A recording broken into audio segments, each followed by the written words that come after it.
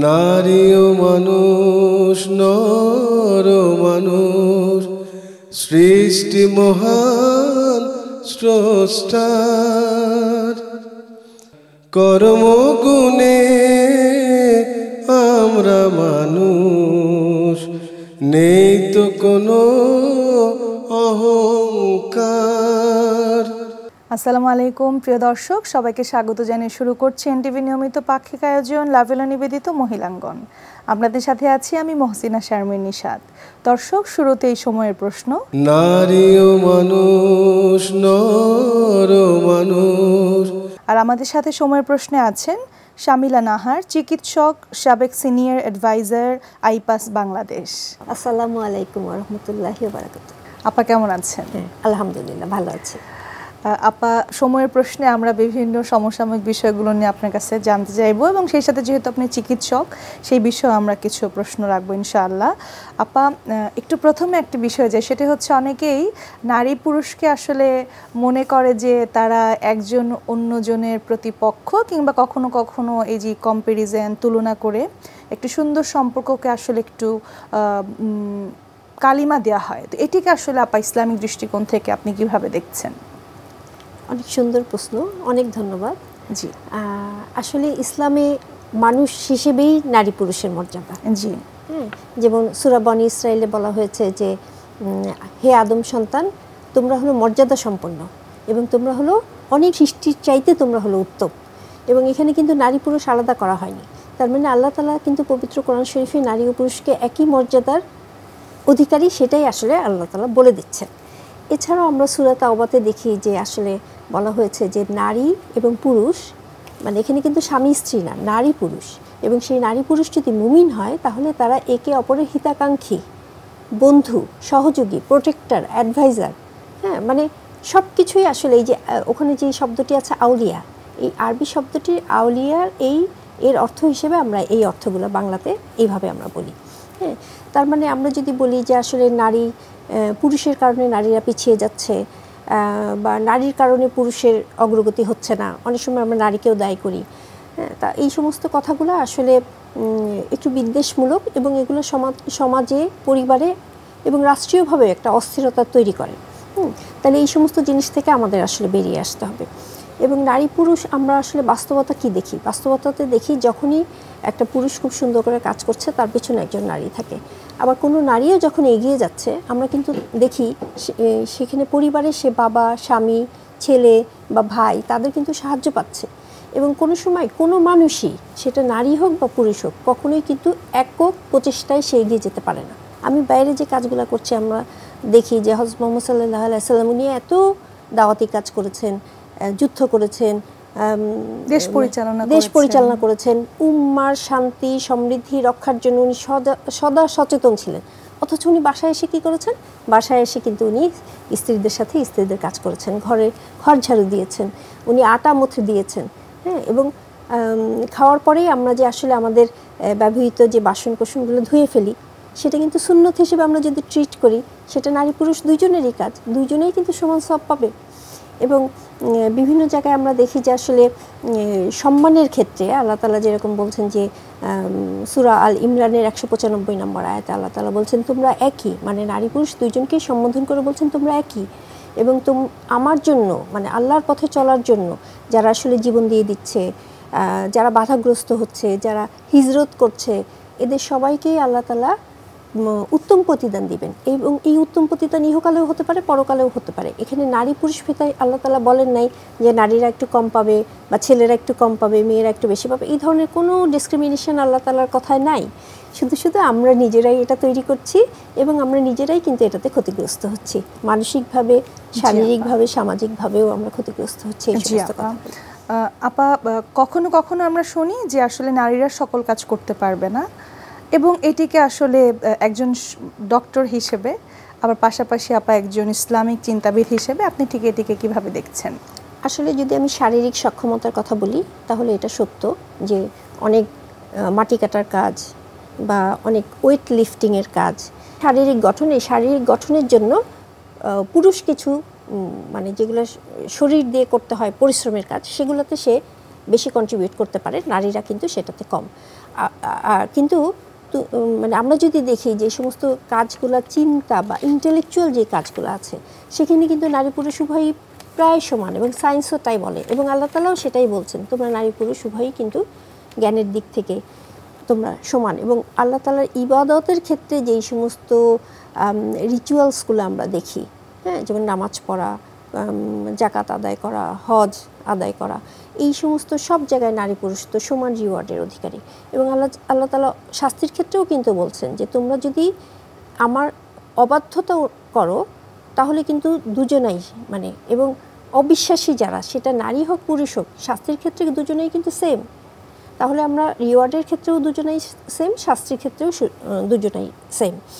এবং বুদ্ধিভিত্তিক আমরা আসলে যদি দেখি একটা কর্মক্ষেত্রে, সেখানে নারীও আছে পুরুষও আছে, এবং আমাদের পুরো বিশ্বই হচ্ছে নারী পুরুষের সম্মিলিত প্রয়াসের ফল। হ্যাঁ, তাহলে যার যে বিষয়ে দক্ষতা, যোগ্যতা আছে, ইচ্ছা আছে, তাকে সেই কাজটা দিলেই বেশি ভালো হয়। অবশ্যই আপা, আমরা একটু সোসাইটির দিকে তাকালে আমরা এখনও দেখব যে এতটা আধুনিক যুগে এসেও দেখব যে সন্তান ছেলে বা মেয়ে এটি আসলে অনেকটাই ধরে নেওয়া হয়, যেটি নির্ভর করে সম্পূর্ণ মায়ের উপর কিংবা নারীদের উপর। এবং যদি কোনো কারণে ছেলে না হয়, মেয়ে হয়, এখনও দেখা যায় নারীদের উপরেই আসলে দোষারোপ করা হয়। সো সেই জায়গা থেকে একজন ডাক্তার হিসেবে আসলে আপনি ব্যাপারটা কিভাবে বলবেন? আমরা যেরকম জানি যে আমাদের শরীরে ডিএনএ আছে, জি, হ্যাঁ, এই ডিএনএর ভিতরে 23 জোড়া ক্রোমোজোম থাকে, এবং এই 23 জোড়ার ভিতরে 22 জোড়া হচ্ছে আমাদের অন্যান্য শরীরের গঠন, কালার, চুলের রং, সব কিছুর জন্য আসলে এরকম, এবং এরকম অসংখ্য ক্রোমোজোম আছে আমাদের শরীরে। কিন্তু এক জোড়া থাকে হলো সেক্স ক্রোমোজোম। এবং নারীদের শরীরে যে ডিম্বাণু এবং পুরুষদের শুক্রাণুর মিলনে যেই বাচ্চাটা হবে, নারীদের কিন্তু থাকে শুধু XX, মানে একই ধরনের দুইটা ক্রোমোজোম। এবং একই ধরনের দুইটা ক্রোমোজোম যদি থাকে তখন যখন আসলে নারী পুরুষের এই ডিম্বাণু শুক্রাণুর মিলনে যে জাইগোট বা যেই জিনিসটা তৈরি হচ্ছে, সেইখানে পুরুষের 23 জোড়া মানে 46টা, ওই 46-এর অর্ধেক আর মায়ের মানে বাবার অর্ধেক আর মায়ের অর্ধেক, মানে এই দুই প্যারেন্টস থেকে এই অর্ধেক মিলিত হয়ে আবার সেটা 23 জোড়া হচ্ছে। এবং এইভাবে আসলে একটা বাচ্চা তৈরি হচ্ছে। এবং পুরুষের যে শুক্রাণু সেখানে থাকে হলো XY, তার মানে দুই ধরনের। এবং যখন মিলিত হয় তখন মায়ের কাছ থেকে অর্ধেক আর বাবার কাছ থেকে অর্ধেক। ওই বাবার কাছ থেকে যে অর্ধেক, সেই অর্ধেকের ভিতরে যদি ওয়াইটা চলে আসে তাহলে মার কাছ থেকে তো এক্সই আসবে, মার কাছ থেকে এক্স ছাড়া আর কিছু নাই, তাহলে XY, তখন সেটা ছেলে হবে। আর যখন মার কাছ থেকে এক্স আসলো, বাবার কাছ থেকে এক্স আসলো, তখন সেটা হচ্ছে মেয়ে। মানে আমরা সায়েন্টিফিক্যালি বলছি আসলে বাবা রেসপন্সিবল, কিন্তু আসলে কখন কার কাছ থেকে কোন ক্রোমোজোমটা আসবে সেটার তো নিয়ন্ত্রণ আমাদের হাতে নাই। এটা সম্পূর্ণই হলো আল্লাহ প্রদত্তিত, মানে আল্লাহ এইভাবে নির্ধারণ করে রাখেন যে কখন ছেলে হবে কখন মেয়ে হবে। আপা, এবার একটু অন্য প্রসঙ্গে যাই। সেটি হচ্ছে যে স্বাভাবিকভাবে হয়তো অর্থনৈতিক প্রয়োজনে কিংবা বিভিন্ন প্রয়োজনে নারীরা ঘরের বাইরে কাজ করতে যেতে বাধ্য হয়, কিংবা বাইরে কাজ করছেন তাদের হয়তো প্রয়োজনে বিভিন্ন, কিন্তু সেই জায়গা থেকে বলা হয় যে নারীরা আসলে বাইরে কাজ করার প্রেক্ষিতে তাদের যে সন্তান রয়েছে নিজস্ব সন্তান আসলে মানুষ হচ্ছে না, বা সন্তান মানুষ হয় ব্যাহত হচ্ছে, কারণ পর্যাপ্ত সময় তারা দিতে পারছেন না। এটিকে আসলে আপনি ইসলামিক দৃষ্টিকোণ থেকে কিংবা একজন মা হিসেবেও কিভাবে দেখছেন? আসলে সমাজে নারীরা তাদের প্রয়োজনেই কাজ করবে, এই কথাটাও আসলে সমাজের প্রয়োজনটা ঠিক আসলে পূরণ করে না। এবং আমরা আসলে মানে সন্তান প্রতিপালন বা পরিবারের রক্ষণাবেক্ষণ সব কিছুতেই একমাত্র মেয়েকেই আসলে সব দায়ভার দিচ্ছি। কেউ যদি মানে আল্লাহ তাআলা আসলে মেয়েদেরকে এইভাবে অপশনাল করেছেন, কোনো মেয়ে যদি চায় ঘরে থেকে এই কাজগুলো করতে, ফাইন, তার জন্য কিন্তু জোরাজোরি নাই, তোমাকে অবশ্যই চিকিৎসক হতে হবে, বাইরে যেতে হবে বা পুলিশে কাজ করতে হবে। কিন্তু কেউ যদি আসলে ইচ্ছুক হয় এবং সেই দক্ষতা এবং যোগ্যতা থাকে, তাহলে উনি বাইরে গিয়ে কাজ করবেন এবং পরিবার থেকে তাকে সাপোর্টটা দিতে হবে। এবং আমার ব্যক্তিগত অভিজ্ঞতা হলো, আমি নিজেও কর্মজীবী নারী, আমি দেখেছি যে আমার ছেলেরা খুব স্বাবলম্বী হয়েছে, হ্যাঁ, এবং তারা পরবর্তী জীবনে নিজেদের পড়াশোনা, ডিসিশন মেকিং তাদের খুব ভালো হয়েছে। এবং এইখানে স্বামী এবং পরিবারের অন্য সদস্যদের কিন্তু অনেক সহযোগিতা ছিল, কারণ একটা শিশু বাচ্চার লালন পালন কিন্তু অনেক কষ্টকর। এবং আমরা দেখেছি যে হযরত মুহাম্মদ সাল্লাল্লাহু আলাইহি সাল্লাম যখন ছোট ছিলেন, তখন তার বাবা মারা গিয়েছেন, তখন তার মাও 6 বছর পরে মারা গেলেন, এবং উনি কিন্তু অনেক আত্মীয় স্বজনের দ্বারা এবং যার সঙ্গে তার কোনো ব্লাড রিলেশন নাই তাদের দ্বারা উনি লালিত পালিত হয়েছেন, এবং উনি কিন্তু বিশ্বের একজন সেরা মানুষ। সুবহানাল্লাহ। হ্যাঁ, তাহলে আসলে মায়ের ভূমিকা অনস্বীকার্য, কিন্তু সাথে সাথে পিতার ভূমিকাও আছে, এবং দাদা দাদি নানা নানি তাদের ভূমিকাও কিন্তু খুব ছোট না, তাদের ভূমিকাও অনেক অনেক জরুরি। আপনাকে অনেক ধন্যবাদ এতগুলো প্রশ্নের উত্তর এত সুন্দর করে সহজ করে দর্শকদের কাছে পৌঁছাবার জন্য। আপনাকেও ধন্যবাদ। আমাদের এখনকার আয়োজন জীবন পরিক্রমা, যেখানে আমরা জীবনের সাথে ওতপ্রোতভাবে জড়িত বিভিন্ন বিষয়গুলো নিয়ে কথা বলে থাকি। মানুষ নর মানুষ। দর্শক, সেই ধারাবাহিকতায় আমাদের আজকের বিষয় নারীর অধিকার ও মর্যাদা। ইনশাআল্লাহ আজকে আমরা এই বিষয় নিয়ে কথা বলবো। আমাদের সাথে আছেন ডক্টর নাসিমা হাসান, বিশিষ্ট শিক্ষাবিদ এবং লেখক। আসসালামু আলাইকুম। আপা, অত্যন্ত সুন্দর একটি বিষয় নিয়ে কথা বলবো, যে নারীর অধিকার ও মর্যাদা, এবং এমন একটি সময় আমরা এই বিষয় নিয়ে কথা বলবো যেই সময়ে হয়তো এই যে ইসলাম নারীকে এত সুন্দর অধিকার, এত সুন্দরভাবে যে মর্যাদা দিয়েছে, এই বিষয়টি যেন আসলে আমরা সকলে আরেকটু নিজেদেরকে ঝালাই করে নিতে পারি আপা। তো সেখান থেকে প্রথমেই জানতে চাইবো যে আপা, নারীর যে আসলে আধ্যাত্মিক যে অধিকার কিংবা এই আধ্যাত্মিক যে মর্যাদা, এই জায়গাটা থেকে আসলে কিভাবে ইসলাম দেখছে?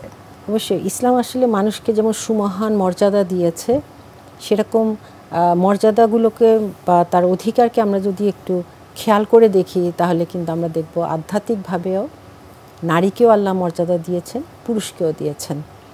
কেননা আল্লাহ তাআলা যে রুহটা দিয়েছেন পুরুষ এবং নারী উভয়কেই, এই রুহ কিন্তু একই।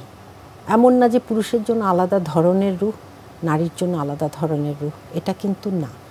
আবার সূরা নিসার প্রথম আয়াতে আল্লাহ তাআলা বলেছেন যে নফসে ওয়াহিদা থেকে নারী এবং পুরুষকে সৃষ্টি করেছেন, একটা সিঙ্গেল সোল। আবার সেই একই কথা যে অরিজিনটা একই। নারী ও পুরুষ কেউ কারো চেয়ে আধ্যাত্মিকভাবে কেউ কারো চেয়ে ছোট বড় কিছুই বলা যাবে না, আল্লাহ তাআলাই বলে দিয়েছেন।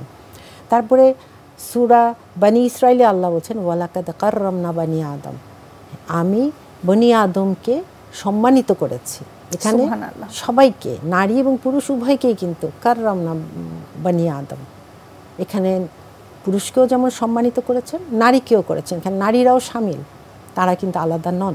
এবং আমরা এই জন্য দেখি যে আল কুরআনে আল্লাহ তাআলা যেমন মারিয়াম আলাইহিস সালামের উদাহরণ টেনে এনেছেন সূরা তাহরিমে, এবং বিবি আসিয়া নামটি কোরআনে আসেনি, ফিরআউনের যে স্ত্রী, তার কথাও এনেছেন যে কিভাবে আল্লাহর কাছে দোয়া করেছেন যে জান্নাত পাওয়ার জন্য, এবং তাদের ত্যাগ তিতিক্ষা তাকওয়া এগুলোর এতই উচ্চতায় যে নারী পুরুষ উভয়ের জন্য আল্লাহ কিন্তু এই উদাহরণটা পেশ করেছেন।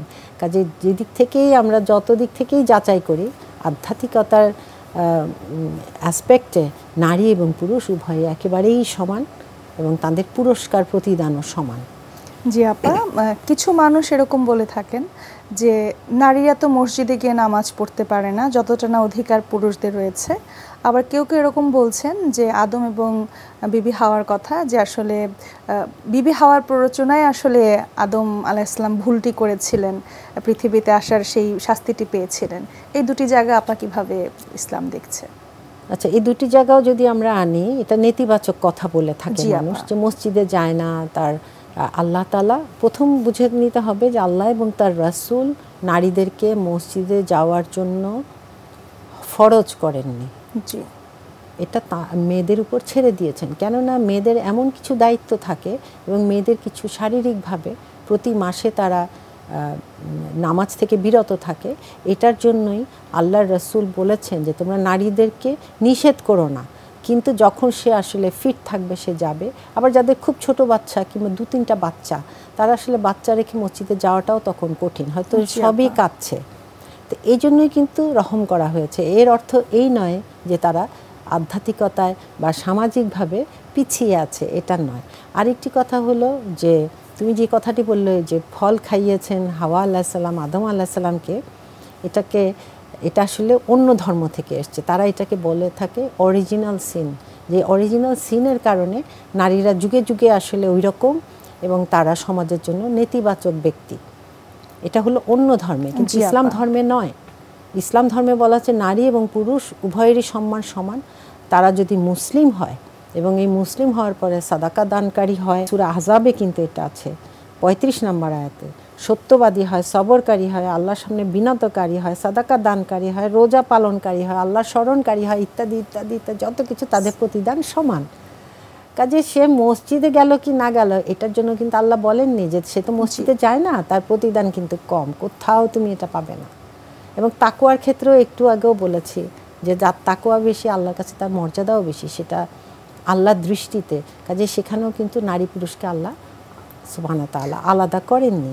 কাজে এই দুটোর উত্তর যদি আমরা মিলিয়ে দেখি তাহলে কোনোভাবেই মেয়েদেরকে এইসব কারণে হেয় করার কোনো কারণ নেই। জি, এবার একটু অন্য প্রসঙ্গে যাই, সেটি হচ্ছে যে আপা নারীদের যে সামাজিক অধিকার এবং মর্যাদা এই বিষয়টি সম্পর্কে একটু জানতে চাইব। হ্যাঁ, সেটা তো আসলে একটু আগে বললাম যে নারীরা কি করবে, একযোগে ইসলামকে দুনিয়াতে প্রতিষ্ঠার জন্য কাজ করে যাবে, যেমন পুরুষদেরকেও আল্লাহ বলেছেন। সূরা তওবার 71 নম্বর আয়াতে আল্লাহ তাআলা বলেছেন যে মুমিন পুরুষ ও মুমিন নারী পরস্পরের ওয়ালি বা সাথী বা মানে একে অপরের সহযোগী।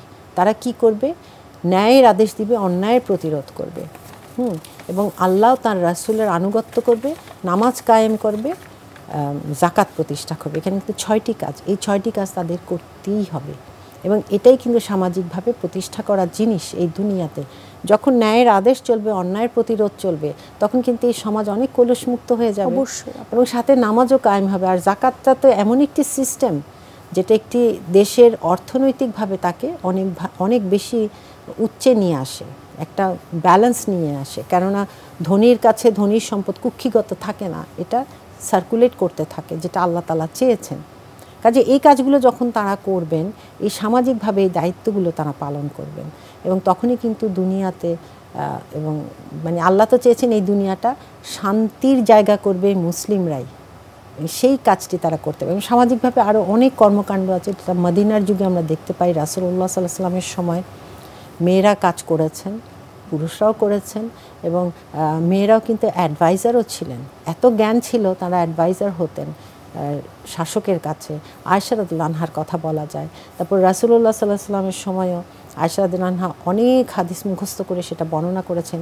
তিনি ছিলেন হাদিসের জন্য জ্ঞানের ভাণ্ডার, আবার তিনি চিকিৎসা শাস্ত্রও জানতেন, যেগুলো জানতেন তিনি বিলিয়ে দিয়ে গেছেন শিক্ষার্থীদের মধ্যে।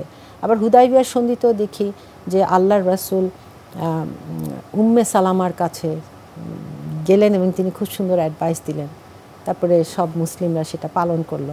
কাজে এখানে আমরা দেখতে পাই যে সামাজিকভাবেও নারীরা যেই কন্ট্রিবিউট করে গেছে সমাজে, সমাজ বিনির্মাণে, মানে আসল কথা হলো সমাজটিকে ইসলামিকভাবে তৈরি করা। এখানে নারীদের অনেক কিছু কাজ করার আছে। নিজেদের সেজন্য জ্ঞানী হতে হবে, সচেতন হতে হবে এবং তাদের সব দিক থেকে নিজেদের খেয়াল রেখে পরিবারকেও সংরক্ষণ করে সমাজ গঠনে এগিয়ে আসতে হবে। সেটা চিকিৎসক নারী হোক, নার্স নারী হোক, শিক্ষিকা হোক, যেই পেশাই হোক, যেটা তার নারীত্বের সাথে মানায়। ইনশাআল্লাহ সামাজিকতা তাদের জন্য এবং আল্লাহ তখন রহম করবেন ইনশাআল্লাহ। ইনশাআল্লাহ। আপা, নারীদের আরেকটি গুরুত্বপূর্ণ অধিকার যেটি অর্থনৈতিক অধিকার, তো সেখানে আসলে অনেকেই এরকম ধারণা করে থাকেন, যারা মুসলিম নয় তাদের কথা বলছি, যে আসলে নারীদেরকে এখানে কোনোভাবেই মর্যাদা দেওয়া হচ্ছে না, কারণ নারী সন্তানরা পুরুষ সন্তানের অর্ধেক সম্পত্তি পেয়ে থাকে। তো আসলে এই যে ইসলামের যে সম্পদ ভাগ করে দেওয়ার যেই নীতি নির্ধারক আমাদের উপর রয়েছে, এটিকে আসলে আপনি কিভাবে দেখছেন? প্রথমত আমাকে বিশ্বাস করতে হবে যে আমি আল্লাহর প্রেরিত খলিফা, তিনি যা বলেছেন এটাই চূড়ান্ত। দ্বিতীয়ত হলো যে আল্লাহ তাআলা বুঝে শুনেই এভাবে দিয়েছেন এবং এতে ভারসাম্য রক্ষা করেছেন এবং ইনসাফের ভিত্তিতে দিয়েছেন। সমান সমান পেলেই যে এটা ন্যায্য হয়ে গেল তা নয় কিন্তু। তৃতীয়ত হলো সম্পত্তির যে বন্টনটা, সম্পদ যে আমরা পাচ্ছি মৃত ব্যক্তি থেকে, আমার পিতা মাতা যিনি, এটা কিন্তু একটি অনার্জিত সম্পদ এবং এই অনার্জিত সম্পদের বিষয়টি সামনে নিয়ে আমার উচিত হলো কুরআনে আরও কি আয়াতে আছে আল্লাহ তাআলা মেয়েদেরকে দিয়েছেন, সেগুলো সব একসাথে করে তারপরে স্টাডি করা। তাহলে কিন্তু এটার উত্তর পরিষ্কার হয়ে আসবে। কেননা তখনই আমাকে দেখাবে অনার্জিত সম্পদ হিসাবে সে মাহার পাচ্ছে, সে ভরণ পোষণ পাচ্ছে, এমনকি সে তো পিতার সম্পত্তিতে পাচ্ছে, আবার মেয়ে যদি একটি হয় সে অর্ধেক সম্পত্তি পাচ্ছে পুত্র না থাকলে, এবং পুত্র না থাকলে 2 কন্যার বেশি থাকলে সে তখন 3 ভাগের 2 অংশ পাচ্ছে, মাতা হিসাবে পাচ্ছে, স্ত্রী হিসাবে পাচ্ছে, এবং কিছু কিছু ক্ষেত্রে তো আমরা দেখতে পাই যে অনেকগুলো আরও আছে। যাই হোক, তারপরে যেটা হলো যে এগুলো তো শুধু পাচ্ছে তা নয়, কোনো কারণে তালাক হলে সেখানেও কিন্তু 3 মাস পর্যন্ত তার খোরপোশ স্বামীকে দিতে হয়। এবং আরেকটি হলো যেটা আমরা অনেকেই এটা বলতে অনেকেই আমি জানি লজ্জা পায়, যে যদি ব্রেস্ট ফিডিং করে মা ওই সময় তালাকের অবস্থায় থাকে, তাহলে ওই মাকে ওই ব্রেস্ট ফিডিংয়ের জন্য একটি কিছু দিতে হবে। মাটিকে সন্তানের ভরণ পোষণের দায়িত্ব এমনিই কিন্তু পিতার, এটা কখনোই মায়ের হয় না। কাজে মেয়েকে তো কোনো অর্থনৈতিক দায়িত্ব পালন করতে হচ্ছে না, উল্টো আল্লাহ তাকে এত দিয়েছেন, সব যদি আমরা একসাথে করি সে কিন্তু পুরুষের চেয়ে অর্থনৈতিক সুবিধা বেশি পাচ্ছে। আলহামদুলিল্লাহ, আপনাকে অনেক ধন্যবাদ আপা এত সুন্দর করে এত গুরুত্বপূর্ণ একটি বিষয়কে দর্শকের কাছে তুলে ধরবার জন্য। হ্যাঁ, জাযাকাল্লাহ সবাইকে। প্রিয় দর্শক, আমরা একেবারেই শেষ পর্যায়ে চলে এসেছি। আপনারা পৃথিবীর যে কোনো প্রান্ত থেকে মহিলাঙ্গন দেখতে চাইলে ভিজিট করতে পারুন এনটিভির ওয়েবসাইটে www.ntvbd.com। এছাড়াও আপনারা ভিজিট করতে পারেন এনটিভির ভেরিফাইড ফেসবুক পেজ এবং ইউটিউব চ্যানেলটিও। প্রিয় দর্শক, আপনারা আপনাদের মতামত, অভিমত কিংবা পরামর্শ আমাদেরকে চিঠি লিখে জানাতে পারেন এই ঠিকানায়। পরিচালক মহিলাঙ্গন এনটিভি, বিএসইসি ভবন, 102 কাজী নজরুল ইসলাম এভিনিউ, কারওয়ান বাজার, ঢাকা 1215। দর্শক, আজকের মতো বিদায় নিচ্ছি। মহান আল্লাহ তাআলা আমাদের সুন্দর রাখুন, সুস্থ রাখুন। আসসালামু আলাইকুম। স্রষ্টার কর্মগুণে আমরা মানুষ, নেই তো কোনো অহং।